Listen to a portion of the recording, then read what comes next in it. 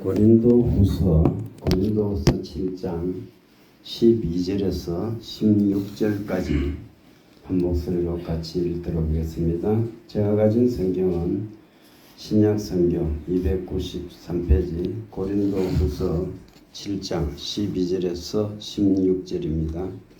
한 목소리로 같이 읽도록 하겠습니다.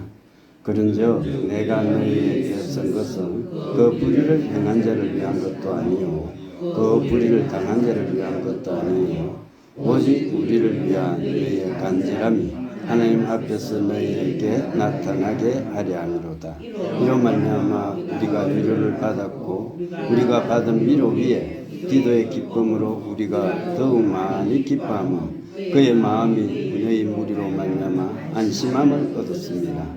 내가 그에게 너희를 위하여 자랑한 것이 있더라도 부끄럽지 아니하니 우리가 너희에게 이런 말이 다 참된 것 같이 기도 앞에서 우리가 자랑한 것도 참되게 되었도다. 그가 너희 모든 사람들이 두려움과 떨므로 자기를 영접하여 순종한 것을 생각하고 너희를 향하여 그의 심정이 더욱 기뻤으니 내가 범사에 너희를 신뢰하게 된 것을 기뻐하노라. 아멘. 자, 우리 앞뒤적으로 인사하겠습니다. 위로해 주셔서 감사합니다. 시작. 우리가 하나님으로 인해서 힘을 받고 위로를 받고 또 감사하고 그렇게 살지만 또 이 세상에서는 옆에 앉아 계신 옆자리에 있는 존귀한 영혼들로부터 우리가 위로를 받는다 이렇게 생각합니다. 여러분, 그래서 정말로 우리가 옆자리에 앉아 있는 지금 같이 있는 이 얼굴들이야말로 내 일생 일대에서 가장 존귀한 영혼들이다. 그렇게 우리 생각하며 살아가야 되는 줄 믿습니다. 오래전에 제가 합천교회에서 집사로 있을 때였습니다. 어느 겨울이었어요. 술이 굉장히 취한 사람이 취객이 한 사람 예배 중에 들어오는 겁니다.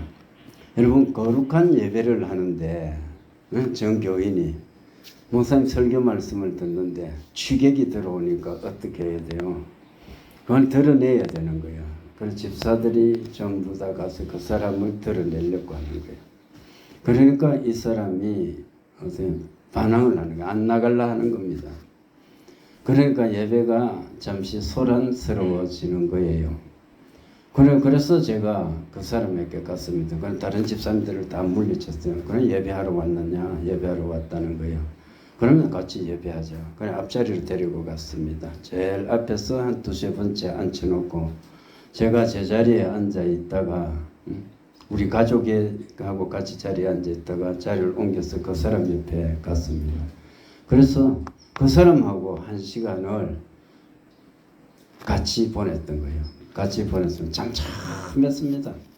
꼼짝도 안 하는 거예요. 그렇게 취해서 왔는데도 제가 부동자세로 있으니까 그 사람도 가만히 있는 것을 봤습니다. 여러분, 그 사람이 비록 취해서 왔을지라도 위로를 받고 싶어서 왔습니다. 그죠? 교회에 온 것은 뭐냐?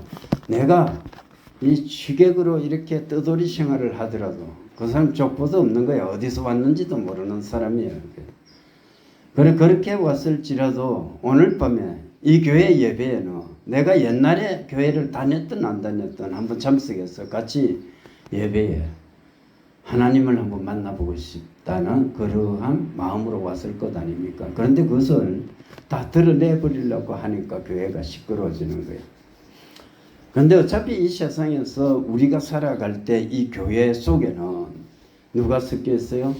알곡도 있고 죽정이도 있고 같이 자라는 거예요. 같이 자라는 거예요. 그런데 하나님의 말씀이 떨어져도 그 말씀을 진리로 믿는 사람이 있고 진리를 받지 않는 사람이 있어요. 그런데 이 문제를 가지고 처음에는 굉장히 실망을 했습니다. 예를 들어서 내가 기도를 했는데 암 환자가 나았어요. 나았으면 저 사람은 나에게 감사하겠지. 그러니까 내가 개척한 교회에 계속 머물 거야 이런 기대를 하고 있었던 거죠.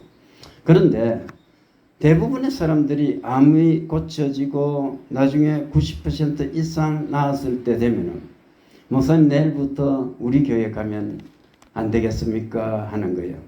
그분들은 그 다니는 교회에서 전부 다 중직자였고 아주 중요한 일들을 맡은 분이죠. 그런데 저는 그 말을 듣는 순간에 스스럼 없이 그렇습니다. 그렇게 하십시오.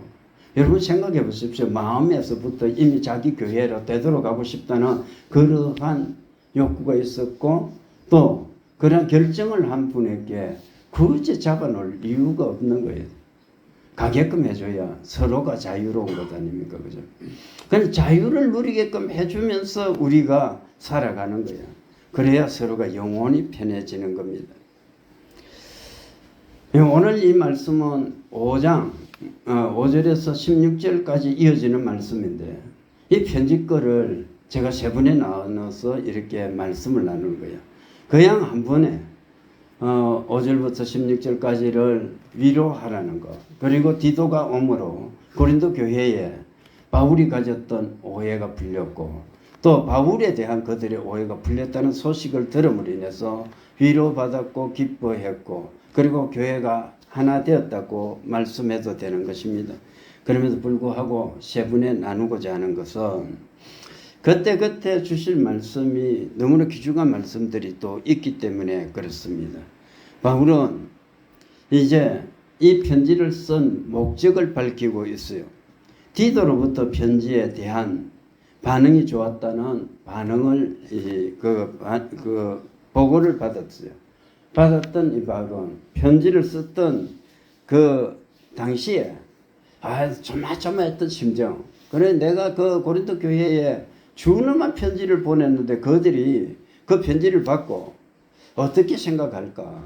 반응을 어떻게 할까? 긍정적인 반응을 가질까? 아니면 내가 엄청난 목소리를 가지고 책망을 했으니까 오히려 돌아서서 금이 가는 그러한 문제가 생기지 않을까? 이런 것을 가지고 후회했던 것이 일시에 없어지는 거죠. 그래서 고린도 교회 교인들이 바울의 방문을 간절히 이제 바란다는 그 소식을 들었던 겁니다. 오늘 보면은 그래서 이제 이 편지를 쓴 목적을 밝히고 있는데 12절에 보면은 그 불의를 행한 자를 위한 것도 아니요 그 불의를 당한 자를 위한 것도 아니요 오직 우리를 위한 너희의 간절함이 하나님 앞에서 너희에게 나타나게 하려 함이로라 이렇게 말씀하고 있습니다. 편지에 쓴 목적이 뭐냐? 그 불의를 행한 자를 위한 것도 아니고 그 불의를 당한 자도 위한 것이 아니다. 이게 무슨 말씀인지를 우리가 이제 생각해 봐야 되는데 이 두 가지 해석을 하고 있어요. 이것은 이제 고린도전서 5장에서 보면 음행을 저지른 자가 있었거든. 그 교회 내에서 음행을 저지른 자에 대해서 책망을 했는 거야. 그러니까 그 음행을 저지른 자가 불의를 행한 자고 또 음행을 당한 자의 아버지 그 사람이 불의를 당한 자다 이렇게 말하고 있는 해석입니다. 그렇게 했을 때는 이 고린도 후서가 고린도 전서에 이어가지고 바로 썼다는 그런 해석을 취하는 입장입니다. 근데 또 하나는 보면은 그게 아니고 이 불의를 행한 자라는 것은 바울에 대해서 대적했던 그 사람들을 말하는 거다. 그리고 이 불의를 당한 자는 누구냐? 바울 자신을 이야기하는 거다. 이렇게 해석하는 분들이 있습니다. 그것은 고린도전서 외에 이 또 하나의 바울이 눈물로 쓴 편지 이런 것들을 보냈다는 거예요. 보냈어요. 그리고 그 편지를 보내고 나서 그들의 반응 이런 것들을 가지고 이렇게 해석해 나가는 입장입니다. 그런데 그것이 그렇게 중요한 것은 아닙니다만 그렇게 편지를 쓴 이유가 뭐냐? 나를 향한 우리를 향해서 너희의 간절함이 있기를 바랬다 이렇게 말하는 겁니다. 이것도 이제 해석을 성경의 사본에 따라서 약간 달라요. 지금 이제 개혁 개정에서는 어떻게 말하느냐? 자, 우리를 위해서 고린도 교회 성도들 너희들이 간절한 마음을 갖기를 바란다. 이 이야기를 하고 있는데, 그런데 또 다른 성경 일부 번역이나 또 루트나 켈빈의 해석을 따르면 그게 아니고 너희를 향해서 우리의 마음이, 바울의 마음이 뜨거워지길 간절하기를 바랬다는 겁니다. 여러분, 해석을 어떻게 하든지 우리가 생각할 건 뭡니까? 간절함이 있어야 돼. 간절함이 있어요. 하나님에 대해서도 간절함이 있어야 되거든요. 하나님을 만나는 사람은 정말로 간절함이 있어요. 마치 혈루병 여인이 예수님의 옷가에라도 손을 대기만 해도 내 병이 나을 것 같은 간절함 속에서 사람들이 애워싸는 그 장애를 뚫고 예수님께 나아갔던 것처럼 하나님께 나아가는 사람은 정말 간절한 마음으로 나가야 된다. 그래서 이 간절함이라는 것은 하나님의 절대적으로 전능하시다는 것과 그분 앞에 나갈 때 그 하나님은 기도에 응답해 주신다는 그 신실함을 가지고 나가는 것입니다. 여러분, 우리 하나님에 대한 절대적인 믿음이 있어야 돼요. 간절함이 있어야 돼요. 하나님, 내가 오늘도요, 하나님을 예배하러 이 자리에 왔는데 하나님께서 내 영혼을 감싸 주십시오. 하나님, 나를 만져주십시오. 내 영혼이 곰핍합니다. 세상살이 속에서 상처받았습니다. 지쳐 있습니다. 내가 힘들고 지쳐 있을 때 위로자 되신 하나님께서 내 영혼을 붙들어 주시고 위로해 주십시오. 이런 마음, 기대가 있어야 되지 않습니까? 그러한 간절함 속에서 우리가 하나님께 매달릴 때 우리 하나님은 자비하신 하나님이에요. 기도에 응답해 주시는 하나님이시에요. 그래서 우리의 기도 하나하나를 들으시고 때가 될 경우에 응답해 주시는 거예요. 오늘 아침에 여러분 계시했던 데 보면 베드로를 보십시오. 무교절이 끝났을 때 베드로를 헤롯은 처형하려고 하는 거야. 그런데 그 처형하는 마지막 날 무교절이 끝날 때 유대의 원력으로는 어때요? 하루의 시작이 저녁부터 시작되는 거야. 그래서 무교절이 끝나고 새날이 되었고 이제는 평일이 돼서 유월절에서 무교절로 이어지는 그 잔치가 끝나버리는 거야. 절기가 끝나고 나서 자유롭게 되는 겁니다. 그때 많은 사람이 있는데 날만 새면은 어떻게 해요? 베드로를 처형하려고 했는데 그날 밤에 하나님께서 어떻게 천사를 보내서 베드로를 탈출시켜 버리는 겁니다. 하나님은 적절한 때에 가장 적절한 때에 적절한 방법으로 우리가 알지 못하는 가운데 우리의 기도에 응답을 준비하고 계시는 분이십니다. 그것을 믿어야 되는 겁니다. 하나님께 나오는 자는 그가 계신 것과 그가 자기를 찾는 자들에게 상 주시는 이심을 믿어야 할지니라. 히브리서 11장 16절의 말씀이죠. 여러분, 이 말씀대로 하나님께 나올 때 우리는 그 하나님께서 전능하신 하나님이 나를 굽어보시고 나에게 지금 은혜를 베풀어 주신다는 것을 믿어야 되는 것입니다. 그러한 소망 가운데, 위로 가운데 우리가 하나님을 찾을 때 하나님께서는 우리의 기도에 반드시 응답해 주실 줄 믿습니다. 여러분, 성도 상호 간에도 간절함이 있어야 돼요. 지난 시간에도 우리가 이야기를 했잖아요. 떠올라야 돼, 떠올라야 돼. 내가 눈을 감으면 떠올라야 돼. 우리 80년도에 보면 김세환이 노래했었잖아요. 사랑하는 마음. 내 가슴 다 감은데 보면 보지 않아도 떠오르고 그런 것 같다. 그런 마음이 있었어요. 사랑하는 마음보다 더 좋은 건 없을걸. 이런 노래 있었어요. 그 가사, 여기서 대중가요를 부르려는 것이 아니고 그 가사 한 절 한 절이 여러분 우리가 예수님 앞에 무릎을 꿇을 때 그 예수님이 그렇게 떠올라야 되고 우리가 기도할 때마다 성도들 상호 간에 얼굴이 떠올라야 되는 겁니다. 우리가 기도할 때마다 내 가족들의 얼굴이 떠올라요. 내 가족 중에서 아직도 예수를 믿지 않는 분이 있잖아요. 버려두면 어떻게 돼요? 지옥으로 간다니까. 천국과 지옥을 믿는다면 그 영혼을 붙들고 기도할 수밖에 없잖아요. 그러니까 내가 사랑하는 그 사람들이 떠오르는 그러한 기도가 되어야 되지 않습니까? 그냥 나를 위해서만 생각하고 하나님 오늘도 뭐 새날을 맞이하는데 평안히 해주십시오. 한 줄 기도하고 우리가 일터로 나갑니까? 안 해요. 우리가 정말로 간절하게 성도라는 것은 그리스도 예수의 피로 하나 된 사람들이거든. 그러니까 하나 된 사람들이 정말로 서로가 서로를 위해서 뜨겁게 기도할 수 있어야 되고 생각할 수 있어야 되고 위할 수 있는 그러한 마음이 있어야 된다, 이렇게 생각합니다. 여러분, 그렇잖아요. 우리는 도우면서 사는 거예요. 저도 여러분을 돕고 싶고 여러분도 저를 돕는 거야. 그래? 그렇잖아요. 카톡을 여러분에게 보냈죠. 카톡을 보내다가 그게 한 100명쯤 되면 안 읽는 사람이 한두 명 나와. 한두 명. 불신자가 딱 한 사람 안 읽고 있고, 성도 중에서 미루스 읽는 사람이 있고 건성을 읽는 사람이 있어요.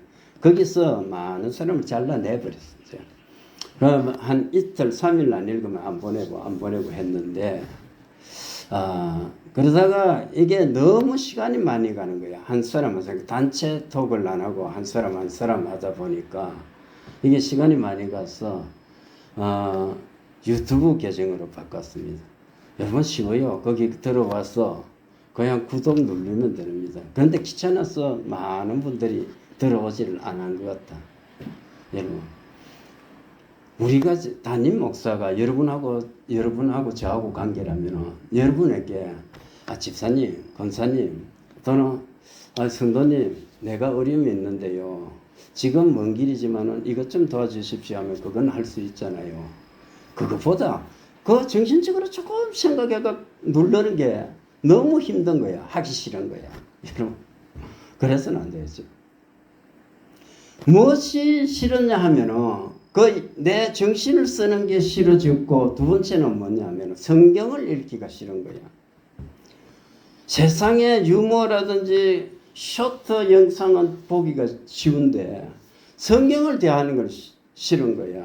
카톡이 와도 이진국이가 보내주는 건 뭡니까? 성경 말씀이거든. 성경 말씀이니까 보기가 싫은 거야. 그런 근성을 읽어버리는 겁니다. 물론 그 중에는 성경책 찾아가면서 인용구까지 찾아가는 분들도 있습니다만, 여러분 그렇잖아요. 관계예요, 관계. 여러분, 우리 성도들은 구독하십시오. 구독해서 저게 위로가 좀 되게끔 해주십시오. 저도 여러분을 위해서 기도해 줬잖아. 응? 그럼 그거 뭐 손 놀리는 게 그게 뭐가 힘드네요. 그걸 못합니까, 여러분, 그죠? 그러면 제가 목회를 막 실해야지. 여러분으로부터 그만큼도 동정을 못 받는다면 내가 이 자리에 설 수가 없잖아요. 무엇을 가지고 여러분에게 말합니까? 예를 들어서 주일날 설교를 해도 여러분이 안 들어버려. 카톡을 보내도 안 들어버려. 그럼 뭘 하자 말입니까? 저하고 인간관계를 맺어가자는 겁니까? 아니요. 제 핸드폰에 1000명도 넘는 사람들이 저장되어 있다니까. 그 사람들하고 관계 다 끊어졌다니까요. 남아있는 사람들이 여러분이거든요. 우리 교회는 내가 카톡을 보내는 이유가 있어요. 양육이 안 되잖아. 대구에 있을 때 내가 현풍에서 교회를 개척했는데 암 환자가 왔는 거야. 암 환자만 기도를 하는 거야. 처음에는 5명이 왔는데 그 사람들을 기도를 하다 보니까 하루에 15명 이상이 오는 겁니다. 그러니까 15명 이상이 오다 보니까 제가 오후 2시에 사역을 시작해서 저녁 6시에 마쳤거든요. 그러다 보면은, 그리고 6시 사역을 마치면 기진막진해서 내가 누워 자는 거야. 그러다가 밤중에 내일 말씀을 뭘 전해야 되지 또 고민하는 겁니다. 새벽기도 인도하고 또 말씀을 준비해서 오전을 보내는 거예요. 그리고 오후 1시쯤 되면 밥 먹고 1시 한 20분 되면 무릎을 꿇고 기도를 하고 있으면 성도들이 모이기 시작하는 거예요. 암 환자들이 옵니다. 그날 말씀을 전하는 거죠. 전하고 나서 설교는 아주 간단하게 했습니다. 간단하게 하고 그 15명 정도 되는 성도들 기도를 했거든. 그러다 보니까 이 사람들이 양육이 안 되는 거야. 어느 날 자기들끼리 이야기하는 것을 들었는데 초신자가 이게 은사가 받고 싶은 거예요. 내 하는 것을 흉내내고 싶은 거예요. 그러니까 예수님에 대해서 알지도 못하는 사람이 자기도 그것을 하고 싶어서 형님, 목사님이 저 사람에게 손을 얹어가지고 몇 분 만에 손을 띄느냐. 그래서 나도 다른 사람에게 손을 얹어서 10초를 얹어서 손을 뗐구나. 그러면 손을 떼야 되겠구나. 때로는 내가 주여 이렇게 있거든. 그러면 주여 이게 몇 초간 가는지 그런 걸 분석하는 거야. 그래서 자기도 그것을 흉내내는 거야. 아, 그 이야기를 내가 듣고 기가 찼습니다. 그래 너무나 힘든 거야. 이 사람들이 아직까지 우리 교회에 등록도 안 했지만은 나가서 어느 교회 다닙니까? 물으면은 어떻게 대답할 것인가 생각하는 거예요. 그러다 보면은 그 사람들은 하나같이 나는 복된 생명교회 소속이다 이야기할 것 아닙니까? 그러니까 그때 내가 권사님 한 분이 기도받으러 오셨어요. 그분에게 교제를 전부 다 자기 교회에 새신자부 교제를 가지고 오라 그랬어요. 뭐 교제야 다른 데도 많이 있지만 자기 교회 교제가 저게도 한 번쯤은 읽어봤을 때니까 가르치기 쉽잖아요. 그래서 그날부터 권사님을 통해서 양육을 시켰던 거예요. 근데 지금 여기서도 마찬가지예요. 여러분들이 교회 일주일에 한 번 또는 두 번 와가지고 그냥 끝나버린다면 정말로 이게 보면 목회사역이라는 것이 어떻게 무엇을 향해 가는지를 모르는 거예요. 여기서 병만 고치는 거요? 아니요. 병보다 훨씬 중요한 것은 영혼이 거듭나는 거거든.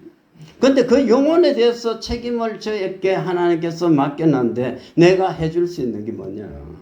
그러니까 내 소속한 성도들에게 가르치는 거야. 카톡을 보내는 거야.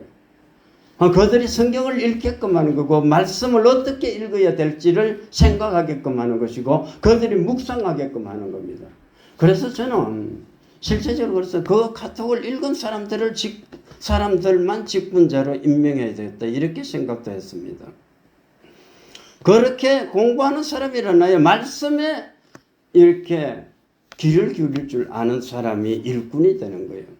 교회는 영적인 거예요. 영적인 거. 교회는요. 인간의 영혼에 관해서 이야기하는 거지 육신에 관해서 이야기하는 것 아니에요. 무엇을 먹을까 입을까 마실까 이거는 세속적인 거예요. 물론 우리가 그것이 필요 없다는 것이 아니에요. 그러나 그것보다 더 중요한 것은 내 영혼이 지금 하나님 앞에서 어느 위치에 있는지가 훨씬 더 중요한 거예요. 내 영혼은 여러분 우리 학교 때 봤잖아. 좌표를 찍어봤잖아. 좌표를 공부를 했잖아. 그러면 내 영혼이란 것이 도대체 하나님 앞에서 어느 위치에 지금 위치하고 있는가. 나라는 것은 오늘 하루를 살아가는데 하나님 내가 어떻게 살아가요? 하나님 나는 어디에 있습니까? 그리스도 안에 있습니까? 그리스도 밖에 있습니까? 하나님 말씀 가운데 있습니까? 말씀 밖에 있습니까? 이것을 가지고 우리가 끊임없이 점검해야 되는 것 아닙니까? 그럼 그것을 위해서 카톡을 보내는 거예요. 그래 여러분들이 좀 귀찮고 하더라도 지금은 이제 카톡을 안 보내지만 오셔서 글을 한번 읽어보시기 바랍니다. 요즘은 홍수처럼 쏟아지는 말씀들이 많잖아.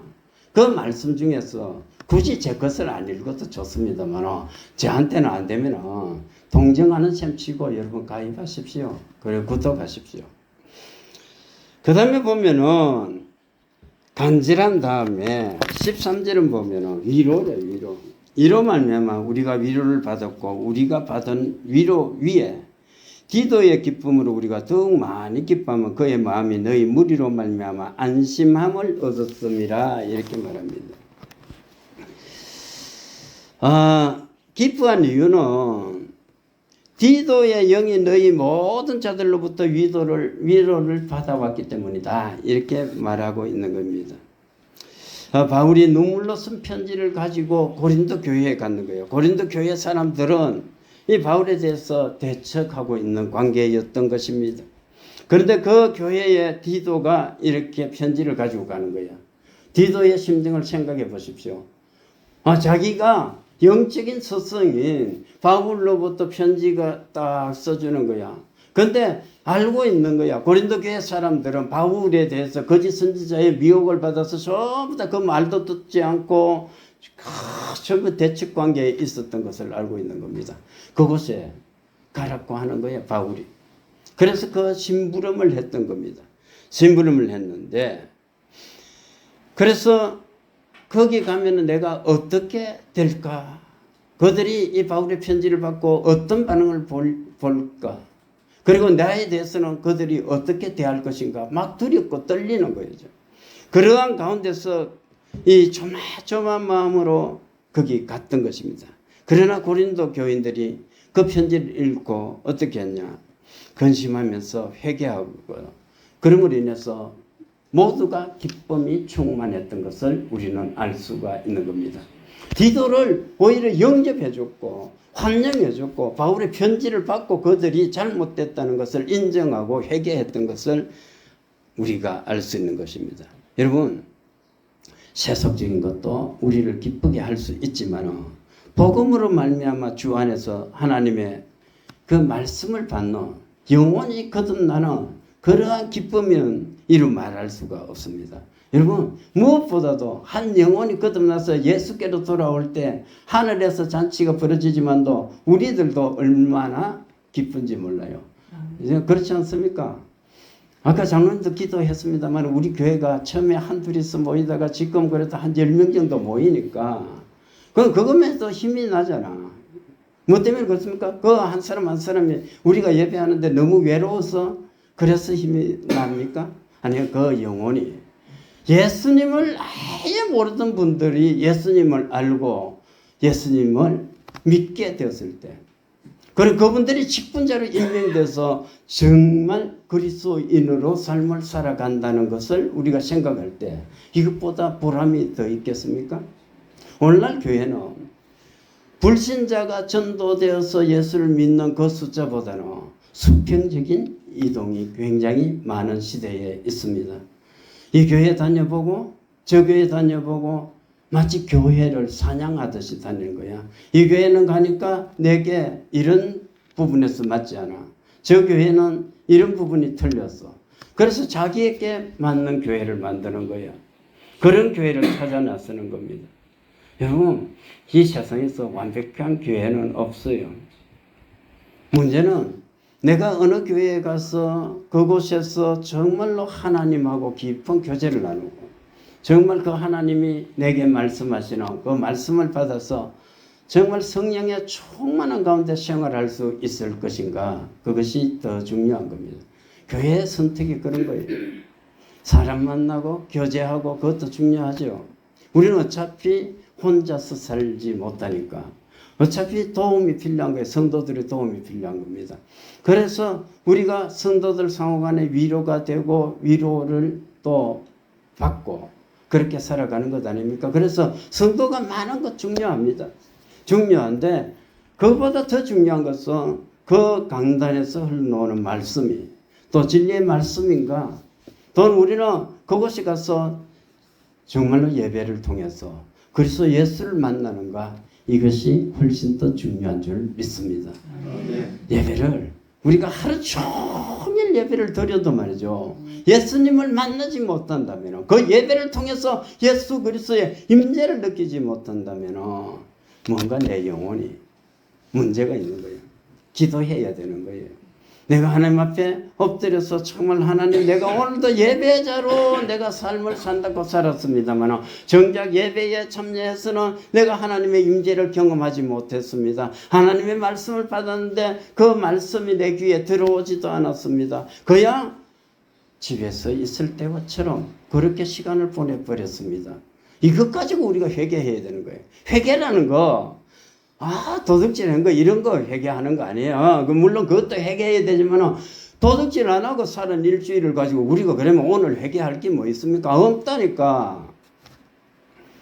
회개란 것은 하나님 앞에서 바로 서지 못한 것을 가지고 회개를 해나가다 보면 정말로 회개할 거리가 많아요.